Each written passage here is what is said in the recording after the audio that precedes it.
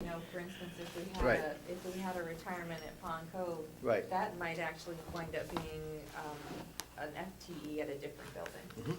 for instance. Mhm. But Right. there could be an opportunity to have a cost savings I that think- doesn't impact programming or students. I believe it's possible somehow. I don't know. We'll figure it out. So- Thank you. I was just gonna agree with you, Kimberly, in terms of, you gotta be careful that that's not the beginning. Right. Because, and this is how this is why I sort of waver between the budgets. I'm very cognizant of, we put this flat budget out, it's like, I know it's a big number, but it's really hard to build something good, really hard. And it's hard to maintain something good. It's really easy to screw it up. And I'm worried that I don't want to be part of the group that screws it up.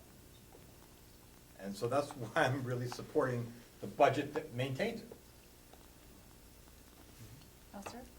I have some clarification question. I'm still learning the process of our, so say 3.2 we present to the councils and they accept it. Do they have reserves or funds to make sure the fund is available even though it fails at the voting poll?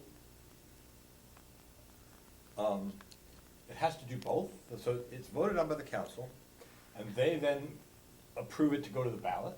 It must be confirmed at the ballot. If it's not Okay. confirmed at the ballot, So you if it's start back confirmed over. with the ballot, then it's kind of indicating too late for our teachers to look for jobs.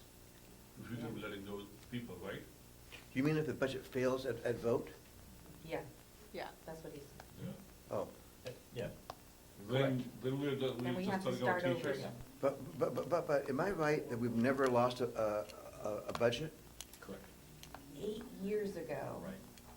There was a very contentious atmosphere, and I think the school budget went out at a, 0, they cut a lot. And then the voters actually voted it down and said too low, and sent it back to be added to. Mhm. Oh, wow. But anybody in the audience? Yeah. Okay, thank you. And then, since then, it's passed with at least about 2/3. So, I mean, I think the odds of that happening, if it gets through the school board, through the town council, I think that history suggests that the voters a majority are gonna say, It's this the right is, decision. right. Okay, great. Although we do want to be cognizant that last year's budget increase, which was significant, had a significant change in the people who were voting that it was too high, too low, or just right. So it was the first year that you'd really seen a shift in that in some time. So, what that means is, we need to get our messaging out Yes. widely, so that they understand the context. Because, if you do see these increases and you're not informed, it will look unsustainable. And that's not what this is about. Okay. Now, if that's the case, I will volunteer to Perry to come here and volunteer to do the vacuuming in this building. Because I would truly love to save a teacher's job as opposed to losing a teacher. Because where I come from background-wise, to us is God, is parents, then is teacher. So the quality of education Cape Elizabeth offers is phenomenal. And 1997 is when I moved in here, and this is my sole reasons. I'm not a big, I didn't come here for amenities.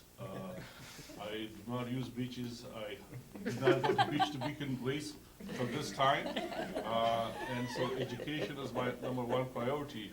And next to education, who provides the best education is the teachers. So, and I'm willing to be volunteered. I've done my vacuuming in my past life. I can do that. Okay, okay. Anybody else before we end? I think we're done, right? Mhm. Yeah. All right, well, thank you, everybody, for coming tonight. Really appreciate public support and public participation. Thank you. Thank you. Thank So you. I'm coming back.